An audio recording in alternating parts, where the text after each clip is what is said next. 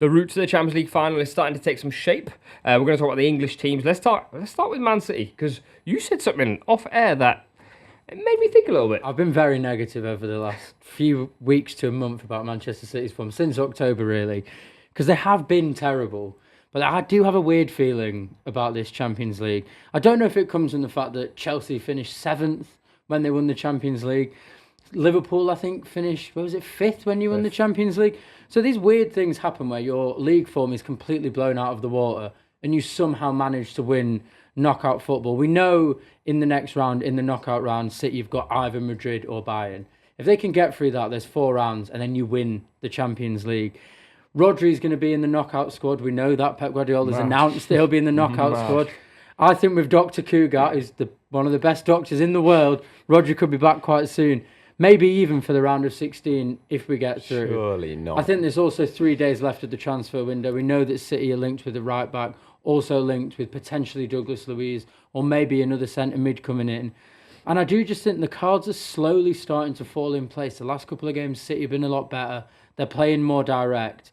And if they can shore up that defence and then have a front three, which includes your Savinho with lightning pace, your Doku, Erling Haaland who can just score goals for fun, even Marmoush, anything can happen. And I do just have a weird feeling, and it's probably just because I'm a fan and I really want to believe it, and I'll get tucked up in my Man City bedsheets tonight, but I just have a feeling City could do something mad.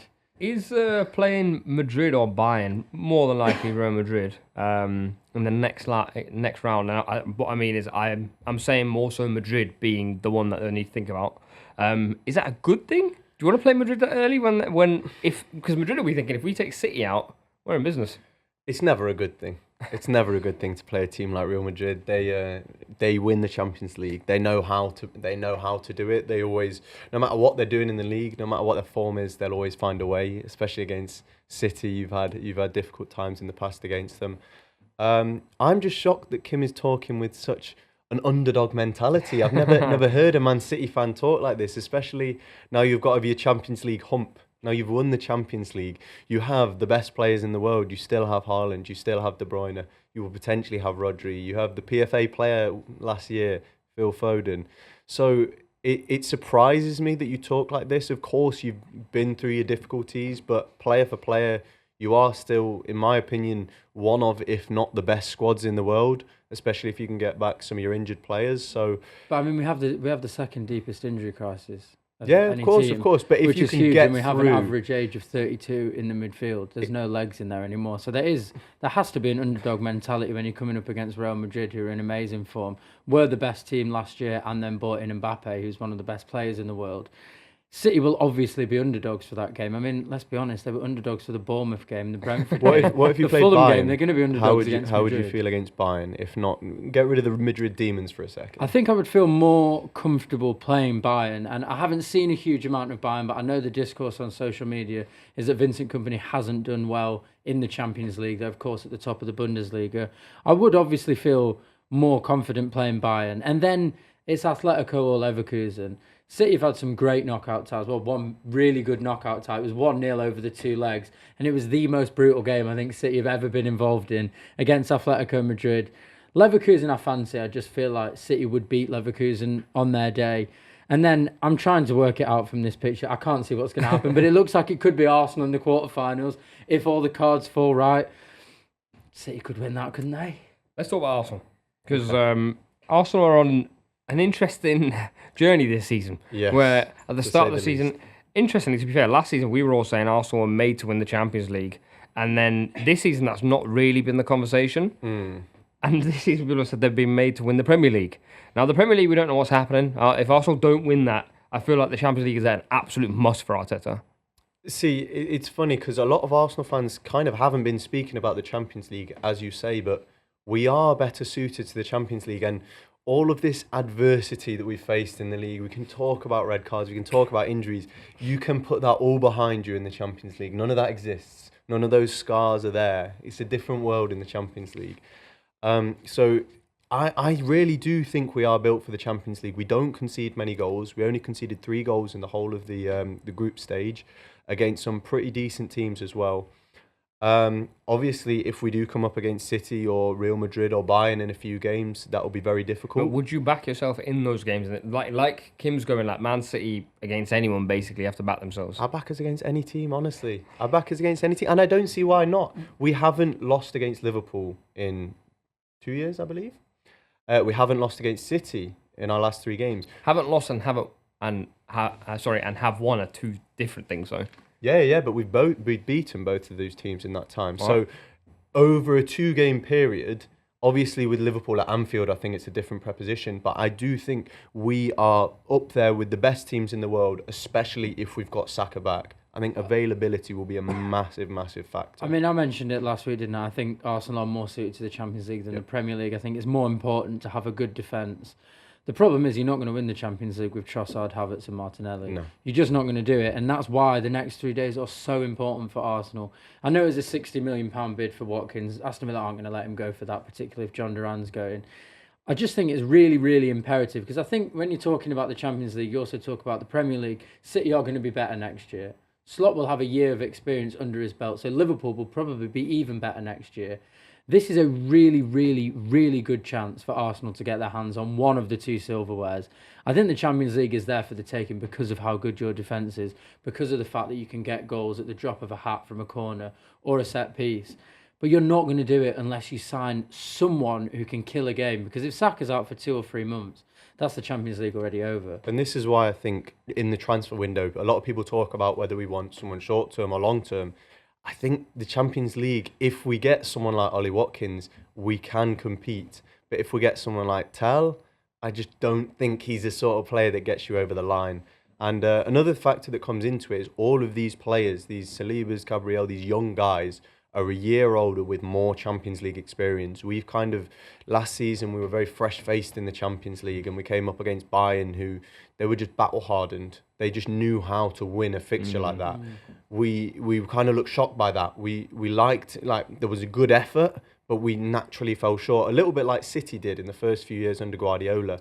And then eventually, the more and more experience, you become your Real Madrids, you know how to win games. And there's none of this, oh, but we deserve to win. Because the Champions League doesn't care about that. It doesn't care about trends over time. You've got 1 game at a time and you have to win. All right, a very experienced side in the Champions League at Liverpool. They finished top, didn't win every game. I was going to say won every game, but then I remembered the PSV game. And because of them winning, it means they get rid of one of the knockout games, which probably will end up being beneficial. And the way it's looking, the draw might be kind to Liverpool, at least until the semi-finals, potentially PSG along the way. But we know PSG in the Champions League aren't really a proper team, although I do think they've looked better this year, to be fair to them. What do you think of Liverpool in the Champions League? Because they've got to balance the Champions League proposition again, which we've seen hasn't worked out previously for Liverpool. I think because of the quality of the Premier League is a little bit lower this year, I think they can probably manage it a little bit better. I think because they're not going to have City breathing down the neck, winning 17 games in a row, I think they can afford to slip up a couple of times in the Premier League, in the knowledge that Arsenal probably will as well, and I think Liverpool can end up winning the Premier League. I look at the list of teams who are left in the Champions League, and you look at your Madrids. I don't know why I've got a weird feeling about City as well. And then it has to be Liverpool next that you look at. I know Barcelona are on incredible form, but they're quite a young side as well, with less experience, certainly, than the players that's at Liverpool. And I think the run looks very kind. You've got the experience. The players have the experience. You've got this feeling around the club that Arne Slot has brought in of calm positivity, which I don't think was there under Jurgen Klopp. I think there was an exuberance of positivity, and then you'd lose a couple of games and you'd kind of get into a bit of a shell and there'd be a bit of emotionality that was related to it. I think Slot's just a very calm, composed character.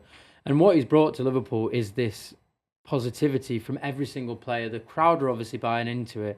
And I think with the run that you've got, I'd be very, very surprised if you don't get to the semi-final.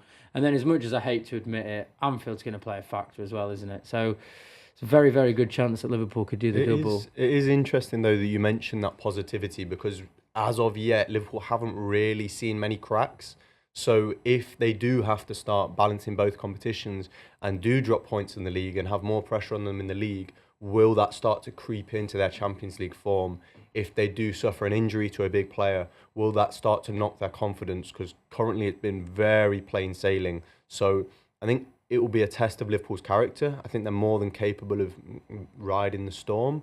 But yeah, if something like that happens, will we see the ship wobble or will they continue? If you were to win one, which one would you want to win this year? That's a Prem. Yeah. Like, I don't know though. The Champions League's in a weird place, right? Like you just mentioned the favourites and you said Madrid, and we're basically saying that because Madrid are always the favourites. Yeah. But then outside of that, I'm going, Bayern aren't that good this year, and they weren't last year. They weren't the year before that. Atleti are good this year, and I've said a few times to people that Atleti and Inter Milan are two teams that I think could end up running the Champions League all the way to the end, depending on the draw. I don't think Barca are that convincing. Arsenal will have the league to think about, and I think Arsenal want to win the league more than they want to win the Champions League. And then there's City, who are still like a bit of a question mark. So I look at it and I go, the Champions League, one of these things that like if you can avoid everyone and in the semi-final, the second leg's at home, you can actually almost like get to that point in second gear. Yeah. And in Liverpool's shoes, because of Anfield, because of the fact the draw might end up nicely, Liverpool don't play PSG in the next round. It could be Monaco, Brest, or Benfica. Liverpool should easily win that game. So you have 1 game on, 1 game off, basically. Then 1 game on, 1 game off. I don't think it's that big an ask. That's why I also look at Villa and go, they're not in with a chance of winning it, I don't think. But Unai Emery is a European monster, not Champions League. Let's make that clear. But in European football, and this season has proved it, they've been really good at home and really difficult to beat. And I do think Villa Park hasn't not got the Anfield factor, but it's got some of its own factor that they can bring to the table. Yeah, for sure. I think, as we know, Emery just makes himself so hard to beat. And it is looking like potentially then it would be Villa versus Liverpool in the quarterfinals. Potentially. If results go their way. And that would be really interesting because it's a sort of thing that in the Premier League you could see Villa nicking points off Liverpool if it was at Villa Park.